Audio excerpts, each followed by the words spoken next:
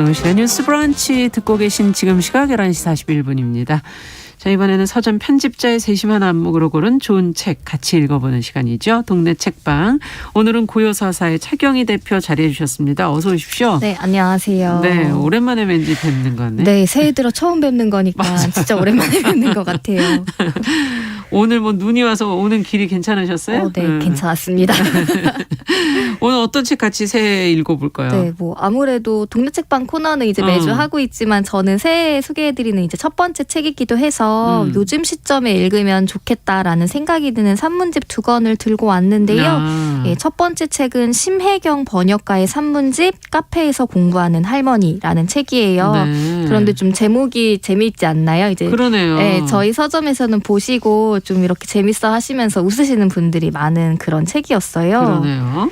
그 요즘에 왜 그 나는 어떠한 할머니가 될 거야 이런 말들이 좀 유행하잖아요. 이런 책들이 좀 있었던 것 같아요. 네, 이런 말들이 네. 제목에도 영향이 있어서 뭐 많이들 좋게 읽으셨고 저희도 아마 소개해드린 적이 있는 것 이상하고 같은데. 자유로운 할머니 되고 싶어. 네, 뭐 이런 맞아요. 책도 맞아요. 네, 그거랑 좀 비슷한 제목이긴 한데 네. 이 책 역시 번역가로 활동하기도 하고 친구들이랑 이제 예술 잡지를 발행하기도 하는 심혜경 작가가 자신은 카페에서 공부하는 할머니로 늙어가겠다라는 이야기를 담고 있는 산문집이에요. 그렇군요. 네, 심혜경 작가 같은 경우에는 서울에서 27년 동안 사서로 근무를 했었고 그다음에 또 퇴직을 한 후에는 흔한 표현을 빌려서 제2의 인생을 살고 있다고 말해도 좋을 만큼 다양한 일에 도전하는 사람으로 살고 있는데요. 이 영어, 프랑스어, 일어, 중국어 등을 배우면서 각 언어권의 책들을 번역하는 일에 도전하고 번역가로 이제 어엿하게 자리 잡은 게 대표적인데 그렇군요. 놀랍게도 놀랍네요. 언어도 뭐 여러 개 하시네요. 이거를 다 배우기에도 시간이 부족할 평생 것 같은데. 하나도 제대로 못할 판인데. 맞아요. 근데 독서 모임도 굉장히 여러 개를 하고 독서 있고 모임. 네, 때로는 또 그림이나 운동, 뭐 뜨개질, 옷 만들기 이런 걸 배우는 이야기들이 이 책에 담겨 있어요. 언제 시간이 나셔서 이렇게 부지런하게 네. 이걸 다 배우고 아니 한 분야도 아니야. 언어에 그림에 뭐 운동에 뭐 다 하시네요. 네, 진짜 많은 분야에 이제 도전한 이야기들인데. 아니 근데 보통 사람들이 공감할 수 있는.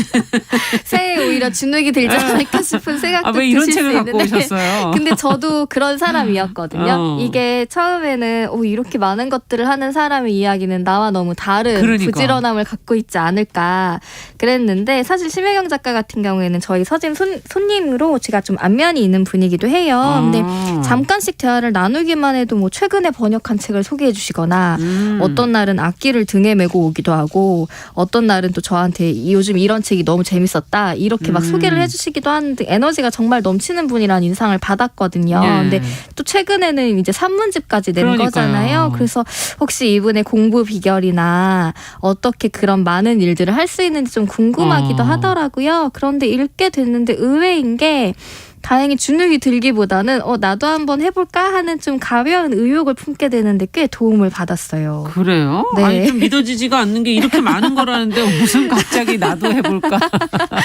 제가 엄청 게으른 편인데도 그런 생각이 들었다니까. 아니 그럼 뭐 특별한 시간관리법이라든지 뭐 공부 비결 뭐 이런 게 구체적으로 나와 있는 겁니까? 사실 그런 걸 기대하기도 했는데 의외였던 점은 이 책은 심혜경 작가 이제 공부 기록이라고 할 수 있는데 오히려 이제 성공의 기록보다는 실패의 기록에 가깝다고 볼 수가 있어요. 성공의 기록이 아니라 실패의 기록이다. 그래서 이제 앞서 소개해드린 이력만 들으시면은 퇴직 후 여러 공부에 성공한 사람으로 보이겠지만 그것도 사실이지만 이 작가가 이 책에서 강조하는 것은 무언가를 배울 때 처음부터 깊게 파고들겠다거나 꼭 유의미한 결과를 이루겠다는 생각을 내려두라라는 거를 되게 강조하고 있거든요. 반드시 즐겁게 그리고 꾸준하게 이어가다 보면은 어느새 가랑비에 옷 젖듯이 작은 것들이 만들어진다라는 말을 이 책에서 여러 번 강조를 해요. 그래서 앞서 뭐 원서 읽기 책 모임을 한다거나 이런 것들이 뭐 단기간에 몇 달에 원서 한 권 읽기 떼기 이런 게 아니라 무리한 게 아니고 1, 2년에 걸쳐 일주일에 한 번, 뭐 2주에 한 번 친구들이랑 부담 없이 서로 읽어주는 방식으로 하면 시간이 지나 있으면 어느새 그 원서를 다 읽게 되어 있다. 이런 식의 말인데 아들한테도 이제 일례로 체르니 100가지는 배우자라고 권했는데 대신 싫으면 학원 안 가도 된다. 가기 싫은 날은 네. 이렇게 얘기를 했대요. 그럼 안 가잖아요, 보통. 그래서 띄엄띄엄 갔는데 결국 체르니 100까지 4년이 걸려서 뗐다고 하더라고요. 예. 초기에 이제 몇 페이지까지 하고 끊긴 했는데 그래도 애초에 목표를 했던 것들을 긴 시간이어도 마무리를 짓자라는 얘기를 좀 강조를 하고 있습니다. 그러니까 너무 압박을 해갖고 단기간에 네. 아니면 뭐 최대한 네. 뭐 노력을 해서 뭔가를 하자 이런 부담감을 맞아요. 좀 내려놓고 네. 오늘 안 가면 내일 하면 맞아요. 되고 네. 내일 안 되면 모레 하면 되고 이런 식으로 좀 네. 편안하게. 사실 이제 새해에 많은 뭐 운동이나 학원을 끊는데 네. 잘 가다가 한 서너 번 잘 가다가 한 번 안 가면 그때부터 이제 내려놓고 포기하게 되잖아요. 아, 이왕 안 간 거. 그쵸. 다시 좀 시작한다거나 다음에 네. 좀 시간이 지나서 근데 심혜경 작가는 일종의 습관처럼 무언가를 습관처럼. 배워가자 이런 말을 하고 있어요. 그리고 중요한 게 이제 또 강조하는 게 공부 환경인데 이제 제목에서 카페에서 공부하는 할머니라는 제목처럼 카페에서 공부하기를 즐기는데 이거는 자신이 좋아하는 책이 막 가득하거나 햇살이 좋거나 조용하거나 자신의 취향과 잘 맞는 몇몇 공간을 발견을 해내고 해두고 그 다음에 집에서 일이나 공부가 잘 안 될 때 그 의욕을 불러일으킬 만한 장소를 마련해서 갖고 있어야 한다. 이 말은 굉장히 맞는 말이네요. 집에서 하다 보면 자꾸 안 될 때가 있잖아요. 맞아요. 환경도 중요하잖아요. 그리고 카페가 이상하게 잘 될 때가 있어요. 네, 또 어떤 분들은 도서관에서 의욕이 난다고 하기도 하고 맞아요. 그런 것들을 자기한테 맞는 거를 장소를 찾아야 하고 그 다음에 함께 공부하는 사람들도 중요한데 함께 공부하는 사람들. 네, 믿을 만한 뭐 지인의 소개로 언어 선생님과 우연히 인연을 맺는다거나 또 그 사람들이랑 언어를 배우고 여행을 갔는데 잘 맞아서 그걸 또 여행기로 책을 낸다던가 뭐 벽돌책을 돌아가면서 소리내 읽어주는 독해를 서너 명이랑 느슨하게 한다던가. 벽돌책 혼자 못 읽어요. 그러니까요. 그래서 약간 공부하는 동지를 만드는 그런 것들을 또 얘기하기도 했는데 좀 설득이 되더라고요. 그러네요. 공부 혼자 안 네, 하고 이렇게 좀 같이 맞아요. 하면 챙겨주는 사람이 좀 있고. 서로가 좀 이렇게 독려해주기도 그러니까 하고. 너 잘하고 있어 이렇게 좀 해주기도 네, 하고. 그리고 그 사람이 또 소개해주는 다른 좋은 공부가 있으면 같이 배우기도 하고. 그게 이제 자연스럽게 공부가 일상이 되는 과정들인데 근데 의외로 과감하게 자신의 일과 시간과 그 공부 스케줄이 맞지 않거나 뭐 교통이 불편하다라고 판단이 되면은 초반에 한두 달 안에 판단을 하고 이거는 나와 맞지 않아. 아쉽지만 다음 기회에 이렇게 하는 것도 중요하다고 말을 합니다. 그만둘 줄 아는 거. 네. 그것도 또한 강조를 하고 있는 거죠. 어거지로 그걸 힘들지만 하지는 않는 거. 네. 맞습니다. 네, 그렇군요. 그게 오랫동안 공부를 하는 어떤 네. 비결인 거군요.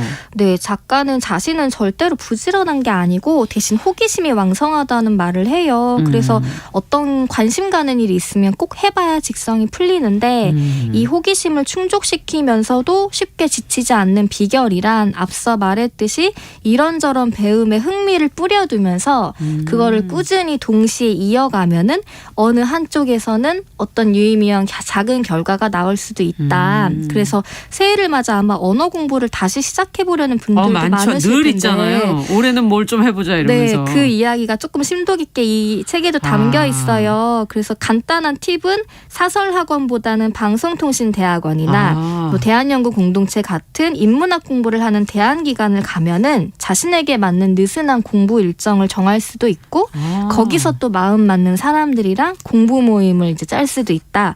이런 실질적인 팁 경험들도 담겨 있습니다. 그렇군요. 공부법이 사실 사람마다 다 다르잖아요. 네, 어떻게 맞아요. 공부하는 게 나는 더 잘 된다 이런 게 있는데 네.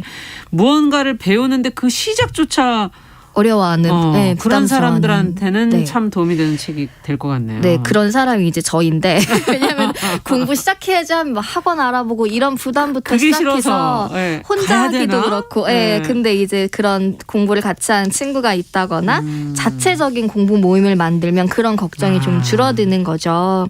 그리고 이 책 카페에서 공부하는 할머니 책조차 심혜영 작가의 공부 스타일이랑 닮아있다는 생각이 드는데 공부라는 주제가 엮여있긴 하지만 뭐 악기나 운동을 배웠던 이야기에서 언어 이야기로 들어갔다가 마지막에는 결국 자신이 제일 좋아하는 책 이야기로 이제 끝맺음이 돼요.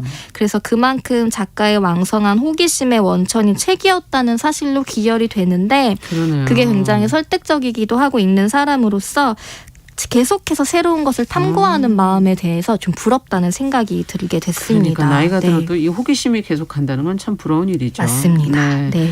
또 앞서 한 권 더 소개해 주신다 그랬는데. 네. 이 새해가 됐는데도 의욕이 생기지 않는 분들이 분명 계실 거예요. 아직도 여기까지 들어도 의욕이 안 생긴 사람도 왜냐면은 있어요. 뭔가 시도하기가 부담스럽다라는 네. 마음이 들고 저도 이 책을 읽고 나도 뭔가 해봐야지 해놓고선 아직 시작한 일이 없는데 우연히 그 다음에 읽은 책이 이 목정원이라는 작가의 모국어는 차라리 침묵이라는 에세이였는데요. 이 책을 읽고 의외의 면에서 좀 마음이 좀 제대로 잘 살고 싶다라는 마음이 드는 그런 책이었어요. 지금 제가 이 제목도 언어에 대한 책인가 지금 그러면서 맞아요. 사실 잠깐 이렇게 들여다보고서 앞에 이제 작가 소개를 보니까 공연 예술 이론가 목정원 이렇게 되어 있고 공연예술 이론가라는 거는 뭐지? 사실 좀 낯설죠. 네. 그리고 이 산문집 자체가 저한테는 글 자체가 좀 낯선 장르이기도 했어요. 이 산문으로 이제 분류가 되긴 하지만 이 소개 문구에 있는 것처럼 목정원 작가는 공연예술 이론가인데 이 한국과 프랑스에서 미학과 공연예술학을 전공을 했고 현재는 대학에서 공연예술학을 가르치기도 하고 공연에 대한 비평을 쓰기도 하는데 여기서 공연은 이제 뭐 연극, 뮤지컬, 무용 이런 것들을 가리키는 말이에요. 근데 이 책은 프랑스에서 유학하던 당시에 작가가 봤던 공연이나 만나게 됐던 사람들에 대한 개인적인 회고록이기도 하면서 작가가 소개하고 싶은 이 책에서는 변호하고 싶다라는 표현을 쓰는데 세간에는 대중적인 인기나 주목을 좀 덜 받았지만 너무너무 아름다운 공연들에 대해 세세하게 기록하고 있는 그런 책이기도 합니다. 코로나 상황에서 사실 이거 나 부러우네. 나는 가보고 싶었는데 많이 못 갔는데 이런 생각하시는 분들도 계실 것 같아요. 네. 그래서 뭔가를 배우는 거에 대한 시도가 어렵다면 저는 이 책을 읽고 바로 이제 극장 들어가서 공연 스케줄 같은 거 확인을 하게 됐는데 사실 이 책을 읽고 오랜만에 좋은 공연이 보고 싶어지기도 했고 일반적인 여행기와는 달리 이 프랑스 여러 도시에서의 체류 경험이 담겨 있어서 왠지 타국에서만 느낄 수 있는 그런 정서가 있잖아요. 쓸쓸함이라던가 좀 자유로움이라던가 이방인으로서의 그런 정서가 그리워지게 만들기도 하더라고요. 그리고 작가의 경험 중에서 특히 인상적인 이제 장면들이 있는데 그 중에서 한 공연에서 무용수가 객석을 향해 무대에서 함께 춤추자고 제안하는 그런 에피소드가 나와요. 근데 그 대목 중에 한 이야기가 인상 깊어서 소개를 해드리고 싶은데 여기 한번 읽어봐 주실 수 있어요? 그럴게요. 사실 그 공연의 결말은 매번 달랐다고 한다. 어떤 날에는 아무도 나오지 않았고 어떤 날에는 무대를 가득 메웠다.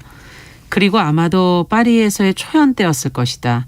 역시 모두들 웃으며 손을 내렸고 한이란 사람이 일어났다. 그는 객석을 향해 말했다. 일 안에서는 춤추는 일이 금지되어 있습니다. 이곳에선 그렇지 않은데 당신들은 왜 춤을 추지 않습니까? 그가 무대로 나가 춤추기 시작했다. 춤의 첫걸음을 옮기는 동시에 그는 울고 있었다. 객석에서도 울음이 터져 나왔다. 우리는 누군가 듣지 못하는 노래를 듣고 누군가 보지 못하는 춤을 본다. 이 사실을 잊을 수는 없다. 네. 시간 관계상 이제 제가 짧게 추려서 읽어드리기는 했는데 이 에피소드에서 이제 저뿐만이 아니라 많은 독자들이 이제 인상을 받았던 게 진짜 우리 곁에 있는 언제든 누릴 수 있다라고 생각했던 것들이 사실은 누군가에겐 결코 쉽지 않은 경험이 될 수 있다. 이런 의미가 담겨 있는 굉장히 아름다운 장면이어서 이 부분을 소개를 해드리고 싶다는 생각이 좀 들었습니다. 네. 어쩌면 내 주변에 이런 분들이 계실 수도 있는데 내가 이렇게 누릴 수 있는 걸 왜 지금 안 누리고 이러고 있는가 하는 빨리 당장 뭐라도 해야 되겠네. 이런 생각이 들기도 하네요. 특히 지금 코로나라는 상황 때문에 뭔가 제약이 많으니까 더 안 움직이게 되잖아요. 근데 이 책 모국어는 차라리 침묵이라는 이제 산문집은 연극이나 뮤지컬, 오페라 등 공연 예술에 대한 이야기에 집중하는 산문이기도 하지만 우리 인생에서 쉽게 접하지 못할 아름다운 순간이나 장면, 뭐 사람에 대한 이야기로 가득해요. 그래서 삶이 좀 무료하고 권태로운 상황이라고 본인이 느끼신다면 주변의 아름다운 것들에 대해 좀 더 감각을 세우고 돌아보려고 하는 일의 소중함에 대한 이야기를 다루고 있습니다. 네, 오늘 산문집 두 권을 같이 읽어봤습니다. 새해 뭔가 움직이고 싶어지네요. 심혜경 작가의 카페에서 공부한 할머니, 목정원 작가의 모국어는 차라리 침묵, 고요서사의 하경희 대표가 읽어주셨습니다. 오늘 말씀 잘 들었습니다. 네, 고맙습니다. 네, 동네 책방 같이 했습니다. 자, 정영실의 뉴스 브런치 목요일 순서도 이제 같이 인사드려야 되겠네요. 끝으로 나윤선의 노래 준비해놓고 있습니다. 아름다운 사람 들으시면서 이 시간 마무리하고요. 저는 내일 다시 뵙겠습니다. 감사합니다. 내